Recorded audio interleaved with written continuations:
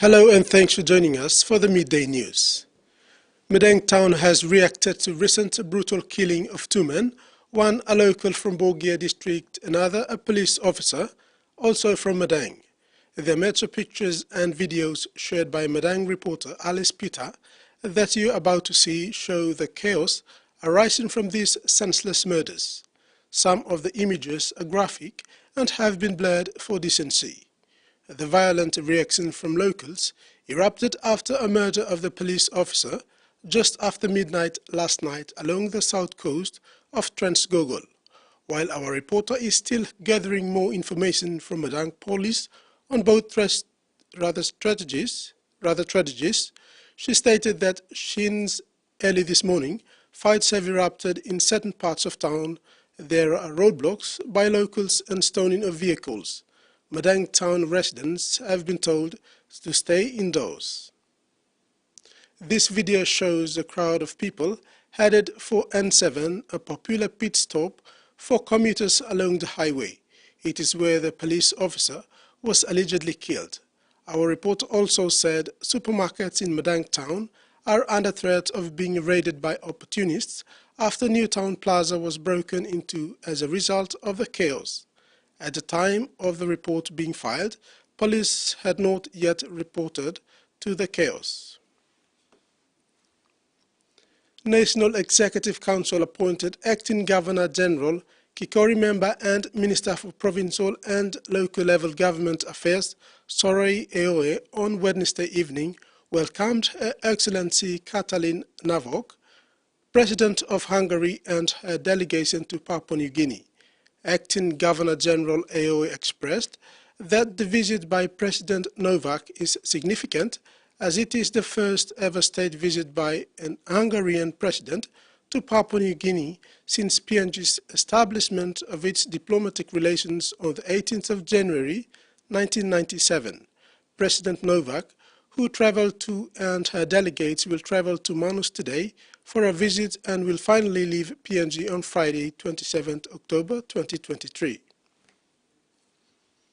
Deputy Prime Minister John Rosso has called on the parties to the Nauru Agreement leaders to chart the course for the future of fisheries in the Pacific region, urging leaders to take into account challenges that the region faces in addressing climate change and illegal, unreported and unregulated fishing practices. Rosso made this call at the third PNA Leaders Summit in Kiritimati Island, Kiribati, this morning. The Deputy Prime Minister said decisive decisions to improve competitiveness in tuna fishing, processing and trading businesses within the Blue Pacific continent will be a step forward in achieving the 2050 strategy for the Blue Pacific continent.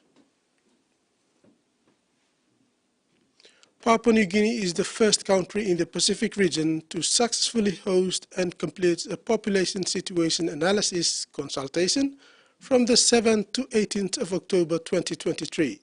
The consultation involves a two-day in-depth dialogue with important stakeholders and government partners, led by the United Nations Population Fund with strategic donor support from the Australian Department of Foreign Affairs and Trade.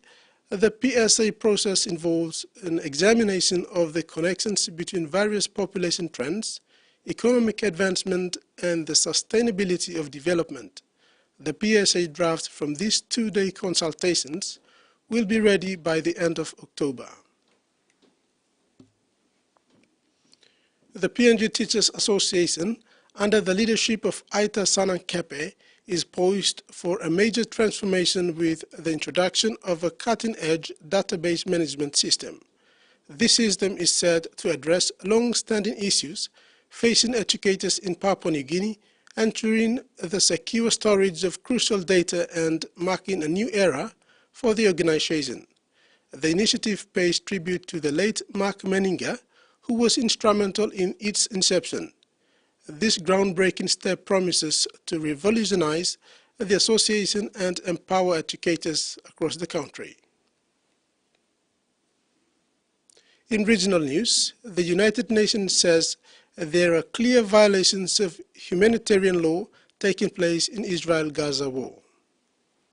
border crossing with Egypt has been open to just a small, very small amount of humanitarian aid, a trickle we've been seeing going through there. But in fact, in the last 24 hours, that aid has stopped, so nothing has been delivered into Gaza in the last day. And it's not just food and water that is urgently needed, it's also fuel, because fuel runs the generators that is literally keeping hospitals open there. A number of hospitals have already closed because they have run out of fuel. We're hearing from neonatal wards that are caring for more than 100 premature babies that they will run out of fuel within a few days, meaning they'll no longer be able to operate those incubators that are keeping those babies alive. So quite a serious situation for the healthcare sector there. And it's prompted the Ministry of Health to put out an urgent warning to all of Gazans and an urgent plea that if they have any stockpiles of fuel to bring them to the hospital so those medical professionals can literally keep saving people's lives to keep those hospitals open. Now, the Israeli military says it is not giving permission for fuel to go into Gaza with humanitarian supplies because it says that it would be interrupted and intercepted by Hamas and taken for militant operations. And in fact, Israel has actually released a photo which it claims shows a stockpile of 500,000 litres of fuel being held by Hamas in Gaza, and it's told the United Nations that if it wants fuel for Gazans, it needs to be asking Hamas. Anthony Albanese has dined at the White House in a low-key gathering with his partner Jody and Joe and Jill Biden. Today will be a day of talks with the President and his cabinet secretaries, who've prepared a swag of new energy and infrastructure projects to implement in Australia and the Pacific. The world waits for no one, unless they're the President of the United States. Mr. President, are you urging Israel to delay its ground invasion, sir? Israel is making no decisions. An answer worth waiting for, but dinner with guests from down under beckoned. This only a warm-up to tomorrow's White House gala. I was inspired to bring together the vibrant Australia spring and crisp American autumn. Never far from anything on this visit, China's a constant theme. China has a head start, and that means we have to work a little harder and a little faster. At a critical minerals roundtable, Anthony Albanese's thrown another $2 billion down for cheap loans and investments to accelerate mining and processing of lithium, cobalt and other rare earths. The government's fund now stands at $4 billion, with more incentives for local manufacturing on the way. At a minimum, components for electric vehicles, including batteries. The Prime Minister's pushing hard now to break a congressional gridlock over laws needed to share AUKUS submarine secrets with Australia. In return, Australia's promising laws to share its own military technology too. A ballast for our argument of why this legislation is required to be passed by the Congress and the Senate.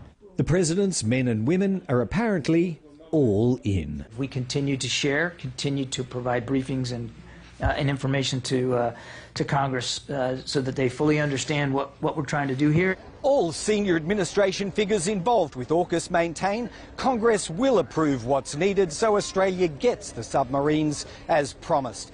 Then again, to admit otherwise would amount to a concession. The project may be as good as dead in the water. Perhaps as a counterweight to those uncertainties, a pile of new announcements is being stacked up around this visit. An expansion of fibre optic networks in the Pacific and possible space launches from Australia will be added to tomorrow's talks inside the White House. PNG Olympic Committee with partner Jakes of PNG have announced they support merchandise for Team PNG for the 2023 Pacific Games on October 25, 2023. This is significant support because it spreads awareness of Team PNG's participation at the 2023 Pacific Games and fosters a sense of unity and pride amongst supporters of the national team. PNG Olympic Committee board member Michael Henao thanked Jakes of PNG for its unwavering support and partnership in delivering the 2023 Pacific Games support merchandise on behalf of the Team PNG and the PNG Olympic Committee. The PNG OC and Jakes of PNG encourages everyone to get behind Team PNG athletes as they prepare to pursue sporting excellence at the 2023 Pacific Games. The Papua New Guinea Swimming Inc. has named a young team for the 2023 Pacific Games in the Honiara, Solomon Islands, from November 19th to December 2nd. President of PNG-SI, Elizabeth Wells, says the swim team comprises of young swimmers with the inclusion of only 3 swimmers from the 2019 Pacific Games in Samoa. They are Georgia Leivele, Jos Tarere and Holly John. All are members of the BSP National Target Excellence Squad.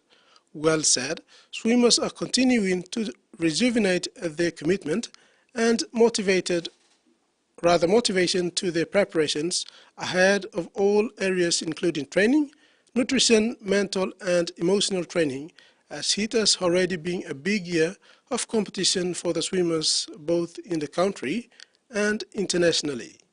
She says swimming is an exceptionally demanding sport in terms of the time involved in both pool and dryland training, and top performance can be consistently achieved only through a more holistic, complete approach of physical, mental and emotional preparation. That's all for now. Do join us this evening at 6 for the main news.